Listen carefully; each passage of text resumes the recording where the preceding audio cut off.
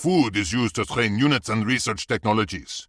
You start the game with a few resource crates containing food, which your villagers can collect. This early food is used to train additional villagers from the town center. It is important to always keep training new villagers in order to improve your economy. Herds of huntable animals roam the map. They are a fast source of food, but hunting them may expose your villagers to danger. These herds will run away from hunters. Use this to your advantage.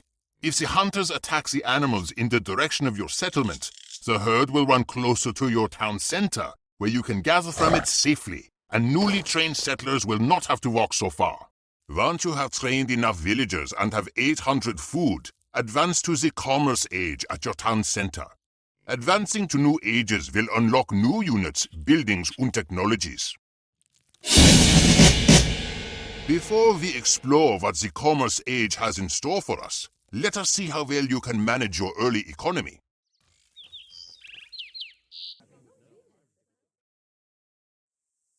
Another way to obtain resources early in the game is to have your explorer collect various treasures found in the new world. Treasures usually yield resources, but may sometimes grant you a unit or bonus instead. Your explorer and your settlers are able to collect treasures. Small treasures can be found near your starting position, but you will need to venture outside of your town to find larger rewards. The explorer is excellent at scouting the map and providing you with information about the surrounding area. Most treasures are guarded and can only be collected once the guardians are defeated. The explorer, with his higher hit points, attack and special attack ability, is better than settlers at fighting guardians. Some guardians are too strong for even the explorer to fight early on. As you advance through the ages, your explorer becomes stronger and you can train military units to assist him in fighting guardians. You will have to judge which treasures are worth taking, weighing the rewards with the danger posed by the guardians. Your enemies will also try to collect all of the treasures. You should prioritize the treasures that will bolster your early economy. Let us see how well you can manage this. Your town is just that, a town. You are on a mission from your homeland. Therefore, your home city will supply you to help you complete your mission. Anything you do, constructing buildings, training units, and destroying enemy assets, generates experience that can be exchanged for this help. Once you have accumulated enough experience, you will earn a shipment. These shipments can be used to deliver units, ships, resource crates, building wagons, and even unit improvements. Normally, the shipped units are delivered to your town center, but other buildings, such as outposts or forts, can be set to receive shipments. Naval shipments arrive at a separate flag located on the water. A good way to generate experience is to have your explorer construct a trading post on a trade route. Whenever the trade caravan passes your trading post, you will receive a large amount of experience. In later ages, the trading post can also generate other resources. Do not forget to be active if you want to earn experience. Your home city will reward you not only for exploring the new world, but also for keeping others away from it.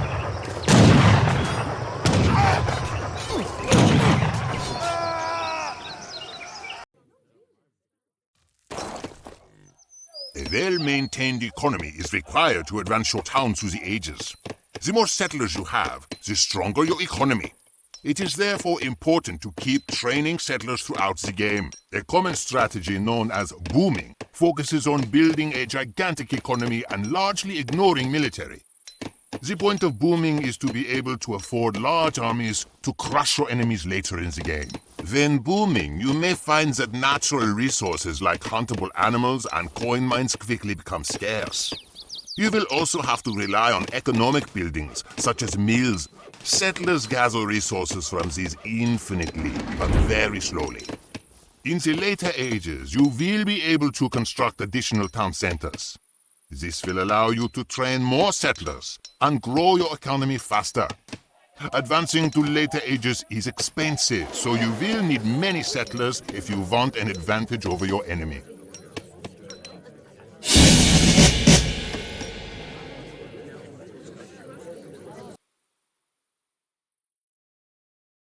certain strategies are more effective than others. A key component of a successful strategy is the build order. Much like a baker follows a recipe to produce hearty German pumpernickel, diligently following a build order will give you a strong economic foundation for your field tactics. A good build order guides your building construction and unit training, as well as the distribution of settlers.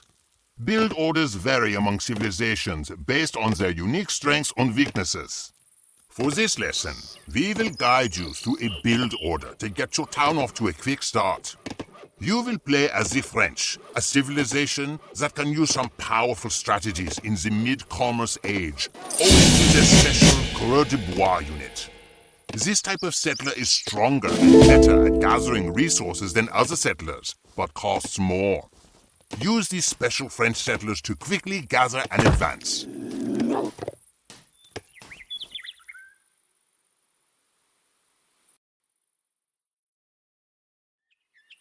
Just as there are strategies for growing your town's economy, there are also military strategies.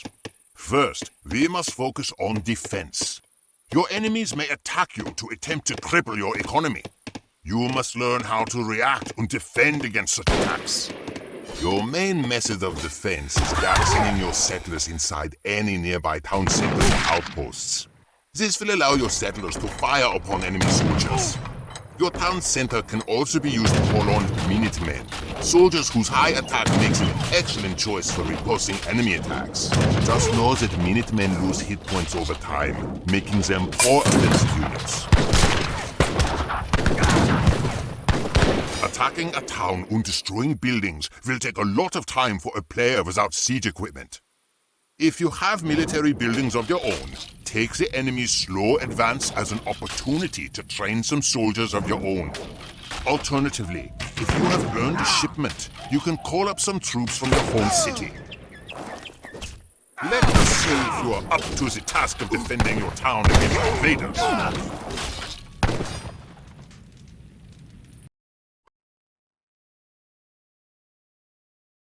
Rushing, attacking the enemy early, is another common strategy.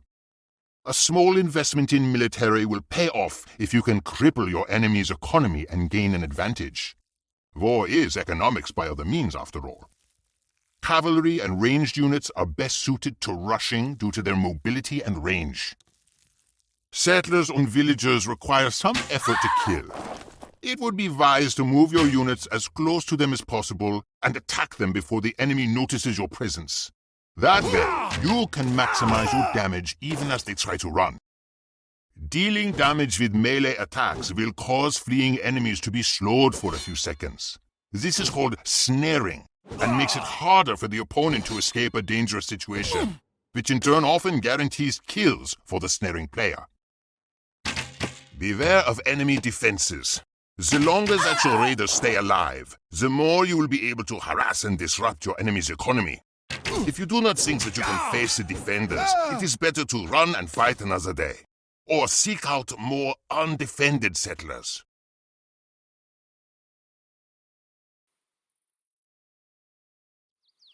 The choice of units for your army is very important. Units differ from one another in significant ways. Most importantly, certain unit types deal bonus damage against other unit types, allowing them to act as a counter. A common example is the balance between heavy infantry, heavy cavalry, and ranged infantry. Heavy infantry counter cavalry. Cavalry counter ranged infantry. Ranged infantry counter heavy infantry, and so forth. A balanced army requires more than one unit type. By diversifying your army, you can make full use of each unit's strengths and eliminate their weaknesses through cooperation. Now it is time to see for yourself which units are best used against others. Perhaps you can one day even match the Duke of Wellington himself.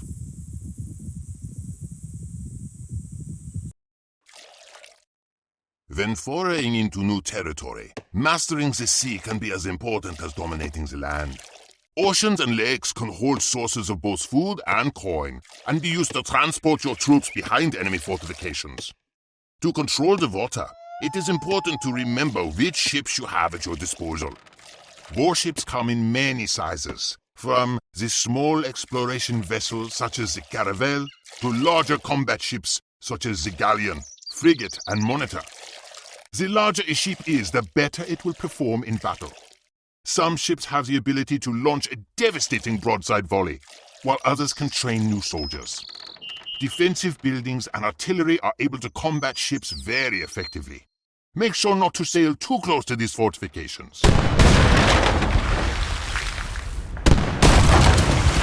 Like Admiral Nelson at Trafalgar, mastering the waves will give you victory. Now, you must manage your ships and see how they fare in battle.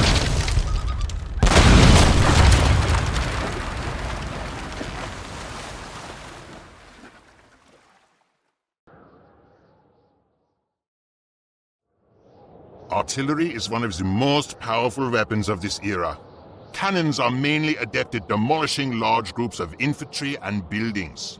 However, they take time to reload and are very vulnerable to melee attacks. Artillery pieces must unlimber before they can fire. While in firing mode, their movement slows to a crawl. However, you can overcome this weakness by preparing them before a conflict. Once a battle is over, task your cannons to limber again so that they can move around more easily. Like other units, each type of artillery plays a different role. The Falconet specializes in attacking infantry, like the Bullet is used against other artillery, and the extremely heavy mortar excels at demolishing safety nets. Mastering the use of artillery will let you dominate the battlefield as Napoleon did. Now, let us see if you can support your allies with your newfound knowledge of cannons.